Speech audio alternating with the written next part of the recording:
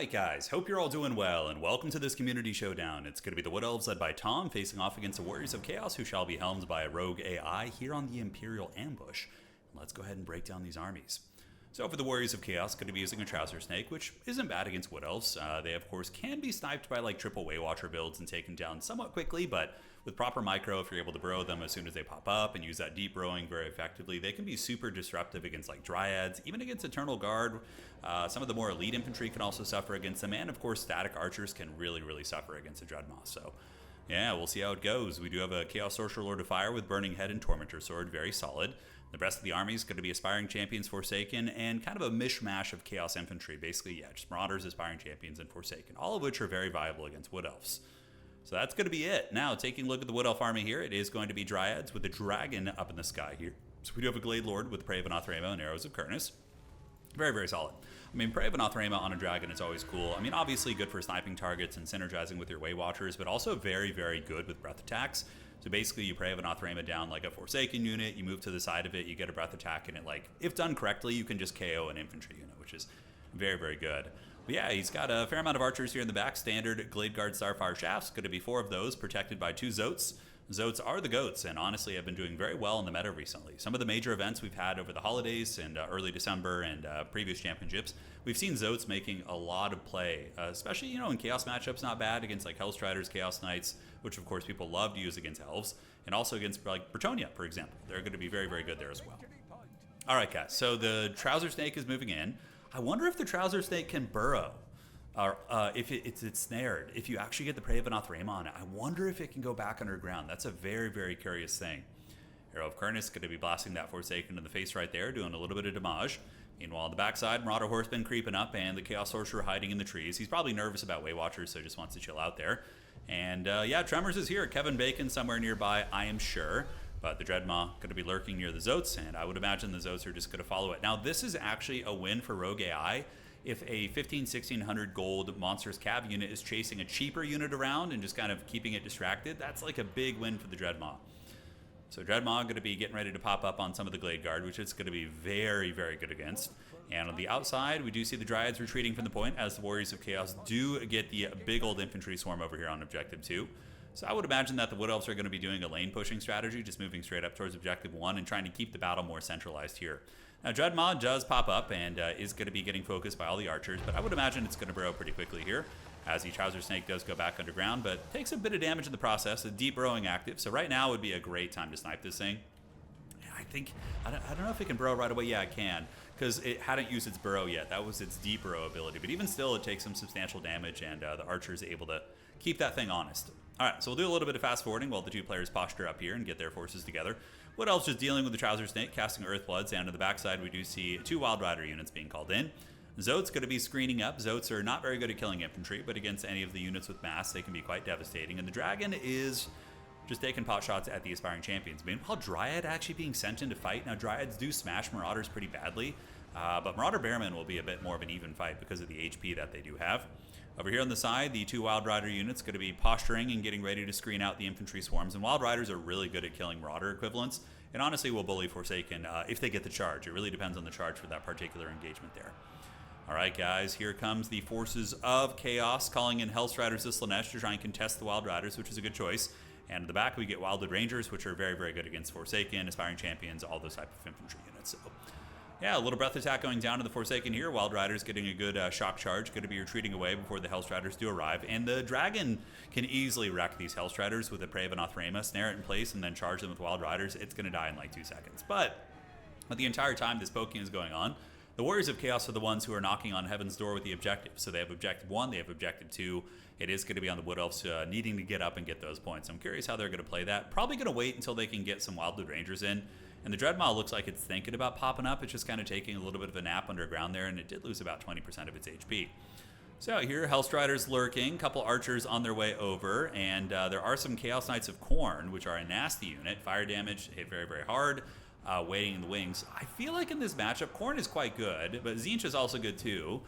Nurgle, probably not the best in this matchup, and Slaanesh Knights are not bad, but I think you would probably either go with Khorne for fire damage or Tzeentch, excuse me, for the shields and the magic damage, which is good against Dryads, as is fire damage too. But Khorne ones do hit harder than Tzeentch ones, so there is that. And Khorne is, not Khorne, but Warriors of Chaos going to be going for a charge here, which is, you know, an interesting idea. I think they could just sit back and continue skirmishing, but it is hard when all players are just poking you and value farming you like that to just sit back. And it looks like some of the Wildwood Rangers might eat a charge here for these Lance Knights, but the Zotes, the Chad Zotes, the Turtles, they're going to be on their way out.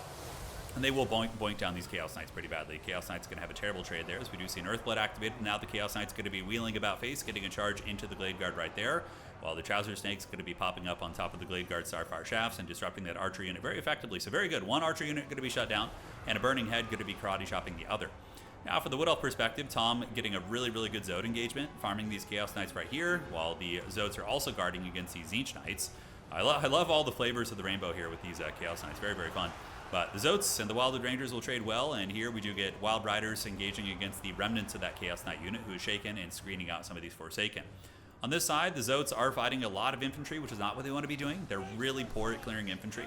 They have sub 30 melee attack and honestly just don't seem to clear them fast at all. But they are okay at holding. They will be able to hold back that position. While on the side, Wild Riders versus Hellstriders. Hellstriders actually doing really, really good in that fight. Must not have been a full health Wild Rider. But the Dragon's getting in to lend its giant mouth to the fight and should be able to help defeat those Hellstriders, which are now broken, freeing up these Wild Riders to feast. Value trading is pretty much dead even. On the backside, some of these archers do get caught by a Tormentor Sword, but Wildwood Rangers going to make pretty quick work of the remnants of these aspiring champions as the Race of the Frozen Heart come in as well. And archers partially online. We have some shooting going down here from the Glade Guard. The Trouser Snake here being very, very disruptive and sitting more or less at, you know, the health it was at the beginning of the mainline fighting. Burning Head from the Sorcerer here could be a nice one. He does go down the Race of the Frozen Heart. Very, very nice. And is going to be going and dodged by the archers. Very nice play there by Tom. So great game between these two players, man. Nice knockdown, drag-out fight.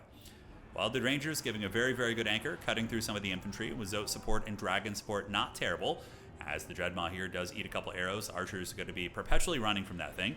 Doesn't look like the Wood Elves are going to be playing the outside at all. Really going to be hyper-focused on winning this microcosm of an engagement here. And Warriors of Chaos banking supplies, probably going to be calling in another Chaos Knight or maybe a Rot Knight. Rot Knight might not actually be a bad choice here in the late game with its anti-large to really, really just wreck all the Wild Rider units.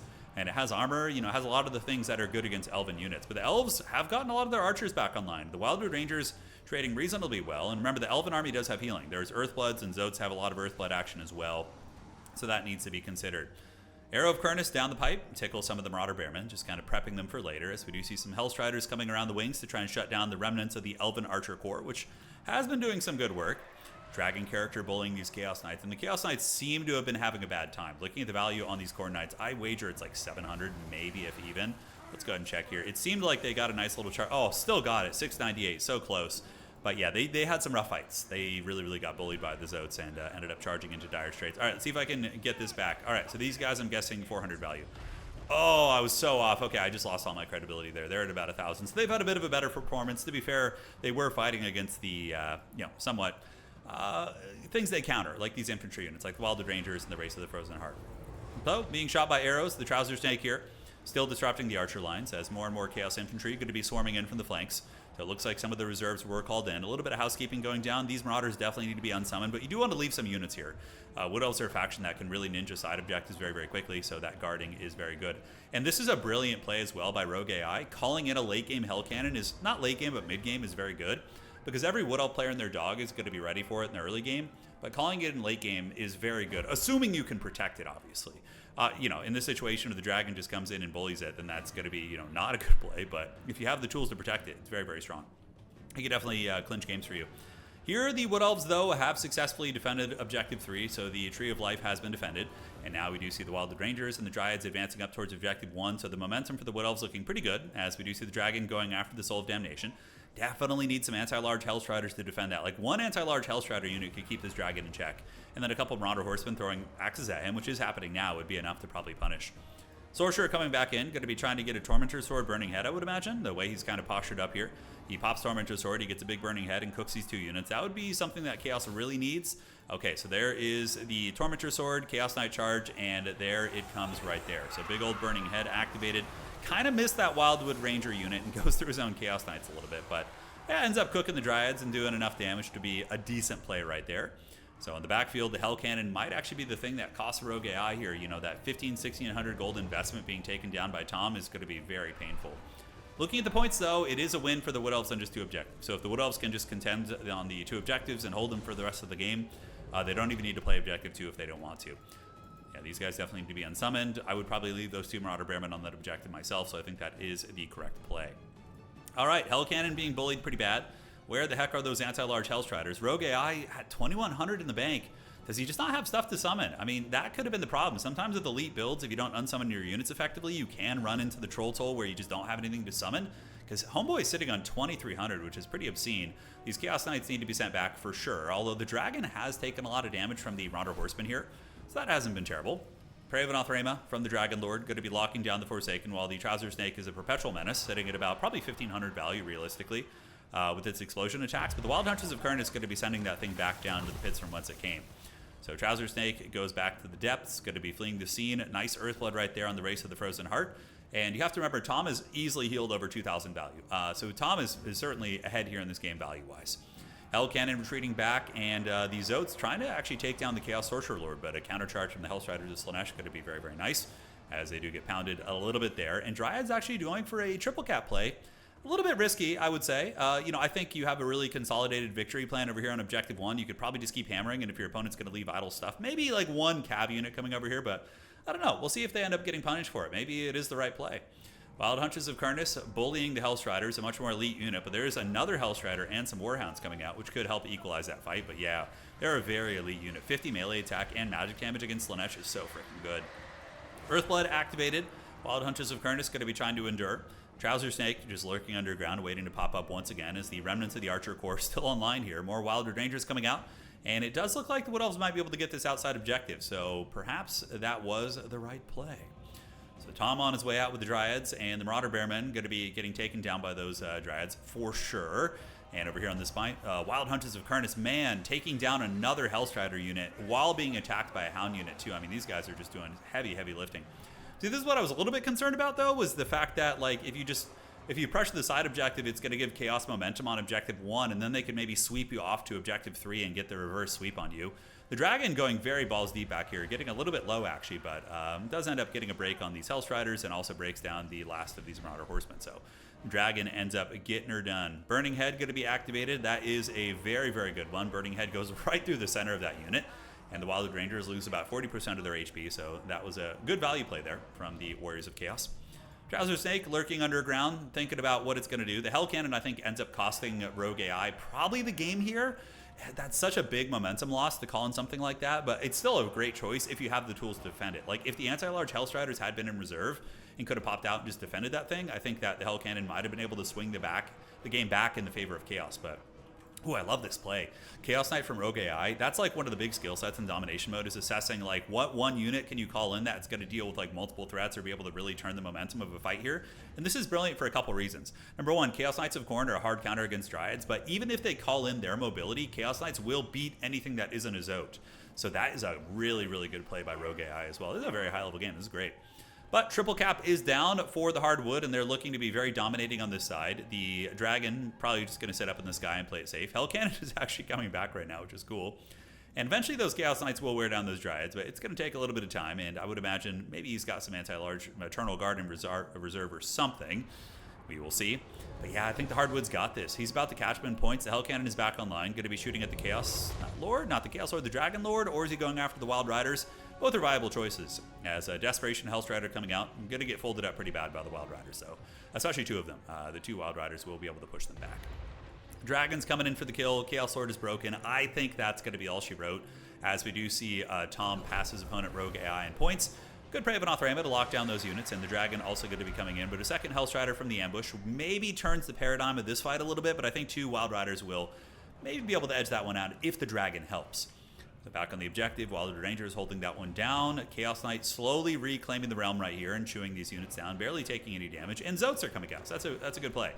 Zotes will be able to maybe solidify that and push back those Chaos Knights. The Chaos Knights on the charge can do okay damage against Zotes if they get a fully lanced kind of charge into those bad boys. But yeah, Zotes will still win it with Flesh to Stone as well as Earthbloods. I mean, they just have too much utility there. Hell Cannon going offline. The Dragon going to be killing the last of the Dowizar crew. And a little bit of a chaos pressure on the back point here. Very, very cute. As the Wild Rider is kind of getting folded back by the Trouser Snake a little bit, but I just don't think there's enough time for chaos.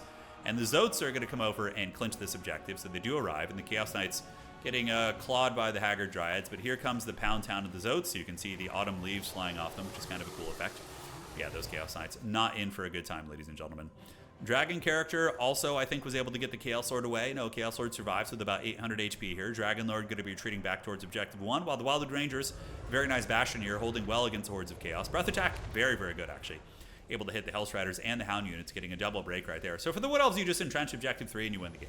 If Tom is able to just send in his goodies here on Objective Trace, he just wins. There's no way Chaos is going to be able to get that back. You can also see that outside Objective Own as well.